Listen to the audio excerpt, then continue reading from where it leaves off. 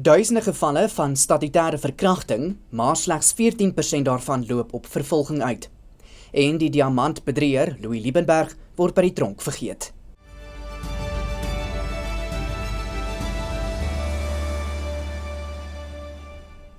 Goeiemiddag, dit is tyd vir Pretoria FM se visuele nuusbulletin in Afrikaans. Ek is Walter Ernst. Die parlementêre komitee oor polisie het gehoor dat duisende gevalle van statutêre verkrachting in Suid-Afrika oor die afgelope 5 jaar aangemeld is, maar dat slegs 14% daarvan tot skuldigbevindings gelei het. Volgens die polisie is 3232 sake tussen 2020 en 2025 aangemeld, maar meer as die helfte is teruggetrek voordat dit verhoor is. Net 449 verdagtes is skuldig bevind. LPS het hulle kommer uitgespreek oor sake wat nie aangemeld word nie en teruggetrek word, as ook die rol wat families, vrees, armoede en sosiale druk speel wat slagoffers ontmoedig om sake te laat vervolg. Die VF+ sê hy is bekommerd dat Marokko Suid-Afrika as Afrika se grootste geïndustrialiseerde ekonomie verbygesteek het. Dit is volgens die jongste bevindings van die Afrika Ontwikkelingsbank.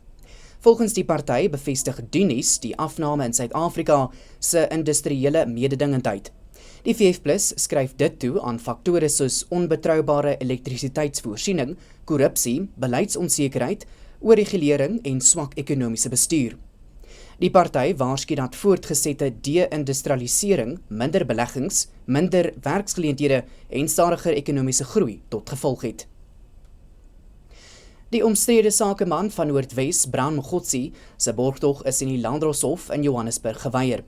Mogotsi word daarvan beskuldig dat hy 'n sluipmoord aanslag op homself in November verlede jaar versin het.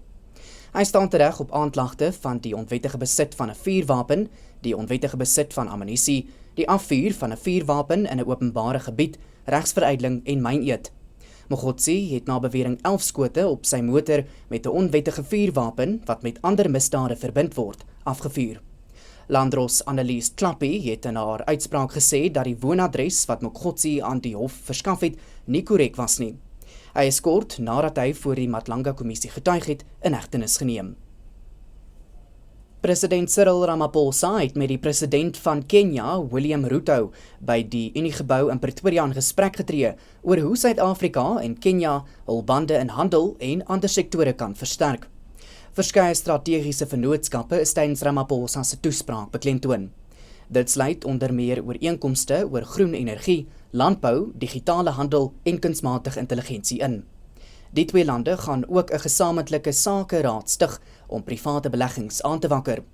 Ramaphosa sê dat sedert visumvrye reis in 2022 ingestel is, toerisme en sakebande reeds aansienlik verbeter het. Die vermeende diamantswendelaar Louis Liebenberg het vandag laat vir sy verhoor by die Landdroshof in Bronkhorstspruit opgedaag, nadat hy glo in die C-Max afdeling van die Gossie Mampuru 2 gevangenis vergeet is. Sy regspan en ondersteuners moes ure lank wag voordat beamptes hom gaan haal het. Die hof het gehoor dat Liebenberg tans 14de op die waglys vir psigiatriese waarneming by die Wes-Koppie Psigiatriese Hospitaal is. Liebenberg het gesê dat hy gefrustreerd is met die vordering van die waglys. Die saak is tot 19 Junie uitgestel. Israel en Libanon het gister tot 'n skietstilstand ingestem, maar volgens 'n gesamentlike verklaring is 'n algehele vuurstaking deur Hezbollah, wat deur Iran ondersteun word, 'n voorwaarde. Die twee kante het ook ingestem om loodsgebiede te skep waarin die Libanese weermag uitsluitlike beheer oor die gebied sal verkry, met die uitsluiting van alle gewapende groepe wat nie deel van die staat is nie. Volgens 'n verklaring is die skietstilstand onderhewig aan 'n algehele vuurstaking deur Hezbollah, sowel as die ontruiming van die groep se operateurs uit die suide van Libanon. Die skietstilstand volg op vredesamesprekings tussen Israel en Libanon in Washington DC. Daarmee die einde van vanaand se visuele nuusbulletin in Afrikaans. Ons het môre weer 'n afspraak.